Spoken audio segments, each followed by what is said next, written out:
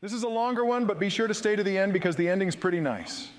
Karen demands to go through bear territory, almost gets mauled by a grizzly. So for a little context, this story is not mine. This happened to my father in the 80s and the 90s, but I will write in the first person because English is hard. In the 80s, I lost everything I could. I dropped out of college, my father died of a heart attack, and my mother was somewhere in the wind. I wasn't worth the air I was breathing. As a last effort, I saved up some money to move to a different state so that I could start fresh. I chose Montana to be my new home. Because I didn't have a college degree, I knew I could only make a living with my hands and not my head. After a bit of looking around, I found work on a ranch. The owner of the ranch, let's call him Jack, took me under his wing. He taught me how to ride a horse, how to herd, how to do cutting, roping, and many other useful skills on a ranch. My goal was to have enough money for a deposit so I could buy a house, or at least some land. After about 3 years, I had the money, but I loved the ranch and the folks so much that I chose to stay longer. In the spring of '88, I finally made the decision to quit. I was fully honest with Jack about what my intentions were. I told him that I wanted to buy some land to have a ranch of my own and potentially get married and start a family. Being the absolute champ, Jack offered me some contacts of people who were selling land. After some time, I chose a piece of land near Jack's ranch. I got a loan, bought the land, and in the summer, I started building my house. By winter, the house was done, and it was planned that in the spring, I'll build a barn and some fences, corrals, among others. In the spring, it was back to work, and before summer started, I had nothing to do.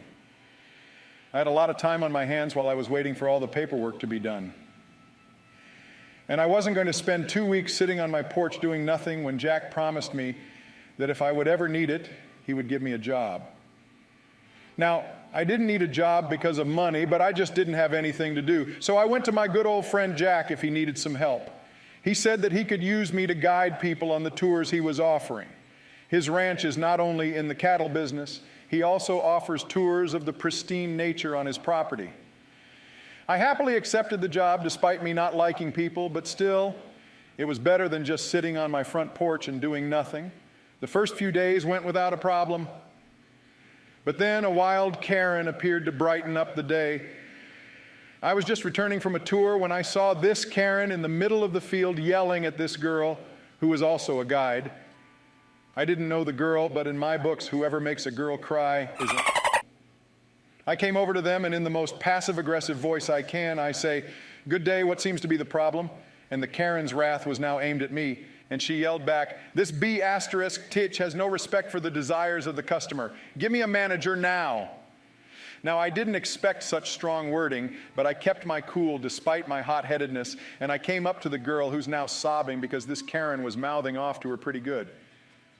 And I say to her, "Leave her to me, I'll take care of her. You go take a break and tell Jack that I'll be with this piece of work."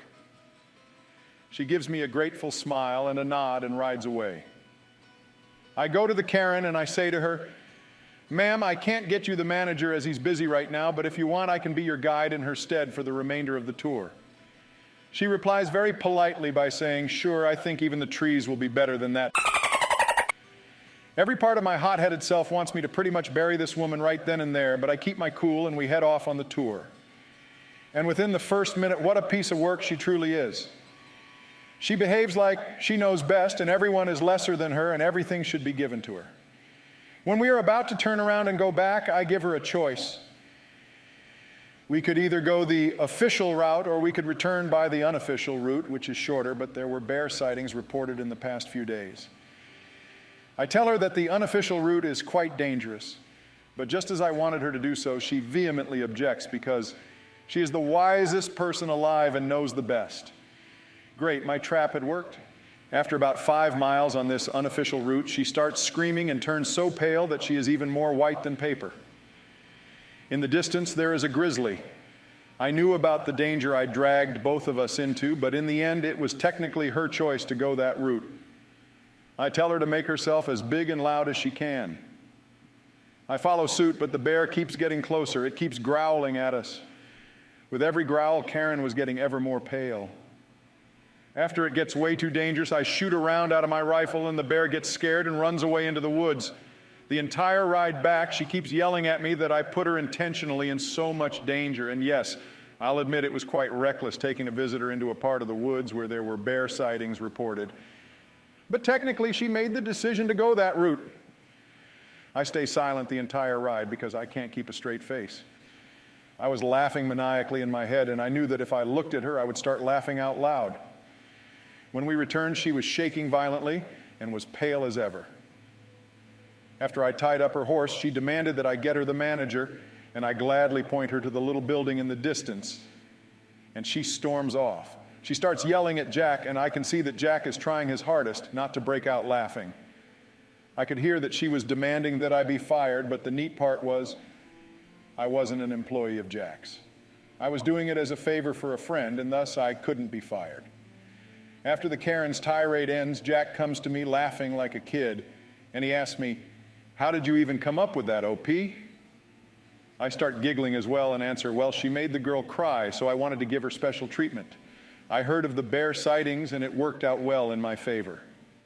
He then asks me not to do that again as it was reckless, and I agree, and I tell Jack, I don't plan on doing it again, but I had a plan if the bear mauled the damn wretch. My defense would be that I gave her the choice to go on a safer path, but because she was apparently of higher intellect than me, I simply agreed. Jack gives me a smile and heads off. Years later, my father would end up meeting that girl guide again. Her name was Abby, but nowadays I simply call her Mom. For more presidential content like this, subscribe and click the bell icon. Leave a comment to suggest a story or voice/personality you want to hear. Don't forget to like the video and share it with your highly regarded friends. And remember, reading is fun.